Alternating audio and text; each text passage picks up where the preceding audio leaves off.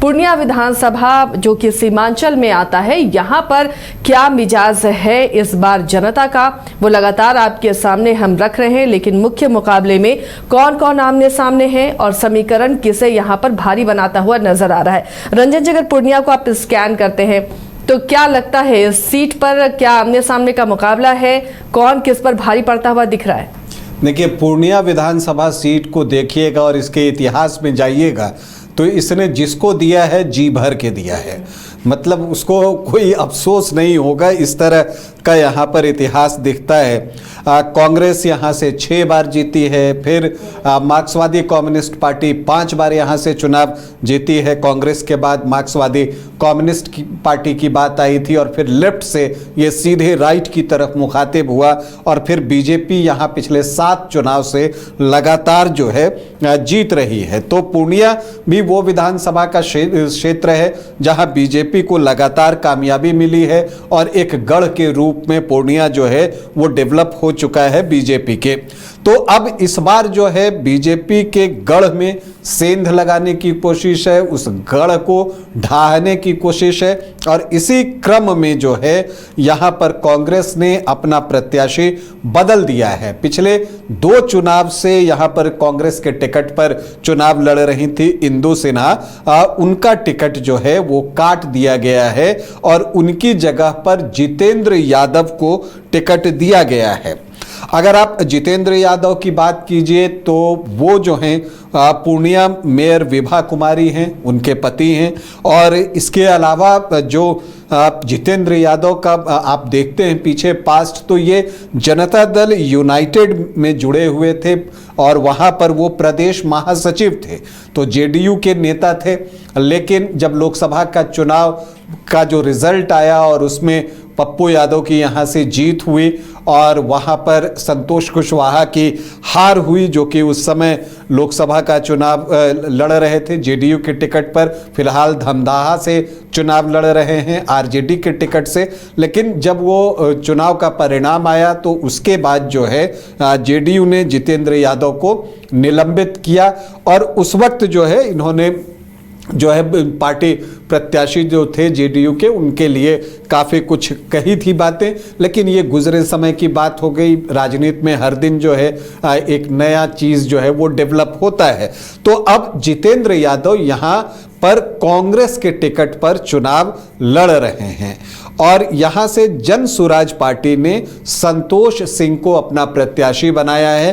राजपूत जाति से हैं और ये जो पूर्णिया जो क्षेत्र है यहीं से उदय सिंह मतलब पप्पू सिंह जन सुराज पार्टी के राष्ट्रीय अध्यक्ष, वो पूर्णिया से ही बिलोंग करते हैं। यहाँ से 2 बार सांसद भी रह चुके हैं, उनकी माँ भी यहाँ से सांसद रही हैं। तो वो भी पूरा जोर लगाएंगे, इस बात से इनकार नहीं किया जा सकता, क्योंकि अध्यक्ष के प्रभाव वाली सीट है तो वहां पर तो दम लगाना जनसुराज का बनता है। लेकिन इसका कितना इम्पैक्ट पड़ेगा ये देखना जो है वो दिलचस्प होगा। बीजेपी ने एक बार फिर से विजय खेमका पर ही भरोसा जताया है और विजय खेमका जो है पीछे जो है चुनाव जीतते रहे हैं। 2015 में भी वो चुनाव जीते थे, फिर 2020 में भी चुनाव जीते थे और कंफर्टेबल मार्जिन से जीते थे। मतलब जो मतों का अंतर है वो बहुत अच्छा रहा है। 2015 में जब जेडीयू भी आरजेडी के साथ था, उस वक्त आरजेडी और कांग्रेस के जब महागठबंधन बना था, तब भी विजय खेमका यहां 32,815 वोटों से चुनाव जीतने में सफल रहे थे और उनको 49% वोट आए थे। जबकि जब आप 2020 में देखिएगा तो विजय खेमका को जीत जो मिली फिर से 32,154 वोटों की मिली। तो दोनों बार जो मार्जिन है वो बहुत कंफर्टेबल है और 2020 में जो उनका मत प्रतिशत था वो लगभग 53% के आसपास था और एक बार जब आप 50% क्रॉस कर जाते हैं तो फिर आपकी स्थिति मजबूत हो जाती है। अगर आप महागठबंधन की तरफ देखें तो उनका मत प्रतिशत अगर आप देखें तो वो आपको 32 से 35-36% तक का दिखता है। अब इसमें जितेंद्र यादव क्या ऐड ऑन कर पाते हैं यह देखना दिलचस्प होगा, या जो जनसुराज के संतोष सिंह हैं वो कितना वोट जो है बीजेपी से अपनी तरफ ट्रांसफर करवा पाते हैं, इस पर पूर्णिया का परिणाम बहुत कुछ निर्भर करेगा। लेकिन ऐसा दिखता है कि यहां पर ट्रायंगुलर के बजाय आमने सामने का मुकाबला हो सकता है विजय खेमका और जितेंद्र यादव के बीच में, क्योंकि मैं पीछे जब पास्ट में देख रहा था तो पिछले 2 चुनाव से आप देखिए तो आमने सामने की ही लड़ाई है। जो तीसरा कोण बन रहा है उसके पास कोई सिग्निफिकेंट वोट जा नहीं रहे हैं। 2020 में विजय उरांव थे, उनको 3% वोट आया था, और फिर 2015 में रामचरित्र यादव थे जो कि निर्दलीय चुनाव लड़ रहे थे, उनको 4% वोट आया था। तो यहां पर जो लड़ाई होती है वो आमने सामने की लड़ाई होती है। लोकसभा चुनाव में भी देखिए तो यहां पर आरजेडी था, जेडीयू था और साथ में निर्दलीय पप्पू यादव चुनाव लड़ रहे थे, तो उस समय भी मुकाबला आमने सामने का ही हुआ। पप्पू यादव और संतोष कुशवाहा के बीच ही मुकाबला हुआ। बीमा भारती को बस नाम मात्र के वोट आए थे, 1.18%। तो यहां पर आमने सामने की लड़ाई का ही इतिहास दिख रहा है। पिछले 2 चुनाव से तो ये दिख रहा है, इस बार के लोकसभा चुनाव में भी यही दिखा है। लेकिन कांग्रेस के लिए एक राहत की बात, या आप कह सकते हैं कि संतोष की बात यह हो सकती है कि इस बार जो लोकसभा का चुनाव हुआ था तब पप्पू यादव यहां से 4,391 वोटों की लीड लेने में कामयाब हुए थे। उनको लगभग 49% के आसपास जो है वो वोट आए थे, लेकिन 47.47% जेडीयू के संतोष कुशवाहा को भी आया था उस वक्त जेडीयू के संतोष कुशवाहा के पास। तो ये चीज जो है दिखाता है कि यहां पर बीजेपी का एक प्रभाव रहा है। चूंकि लोकसभा चुनाव में पप्पू यादव की जो एक व्यक्तिगत पहचान है इस क्षेत्र में, उसके नाम पर भी उनको वोट पड़े थे, तो क्या वो वोट जितेंद्र यादव को इस बार ट्रांसफर होंगे, ये देखना जो है वो दिलचस्प होगा।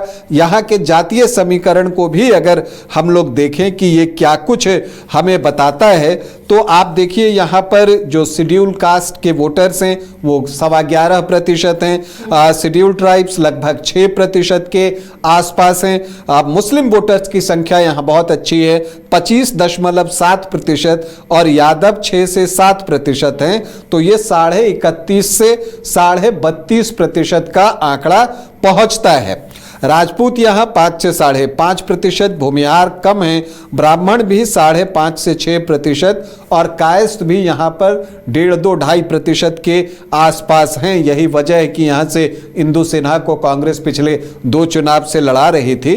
तो यहां पर अगर आप देखें तो सामान्य जाति के वोट जो हैं वो 13 से 15% के आसपास पहुंचता है। लवकुश के वोट देखें तो कुशवाहा 3.5 से 4% और कुर्मी 4 से 4.5%, तो 7.5 से 8.5% जो है लवकुश के वोट हैं, और वैश्य यहां पर 10 से 11% हैं, जो कि आपको बीजेपी के वोटर हैं। विजय खेमका चूंकि वैश्य वर्ग से ही हैं तो उनको ये वोट जाते रहे हैं। तो यहां पर आप देखिए तो 32 से 33% का ये आंकड़ा पहुंचता है, और अदर ओबीसी ईबीसी को आप देखें तो 18 से 20% वहां पर भी वोट है।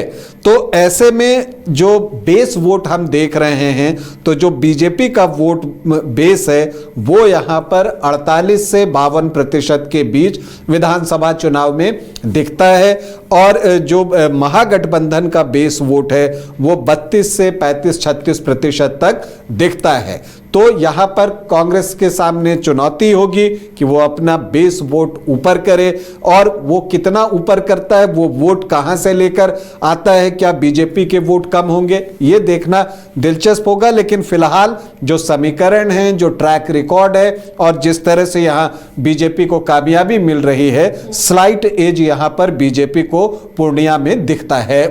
तो ये पूर्णिया की जंग थी, और अब देखिए कि यहाँ पर अब जो समीकरण है फेवर किसे करते हैं, नतीजा क्या आता है, इस पर हमारी नजर बनी रहेगी।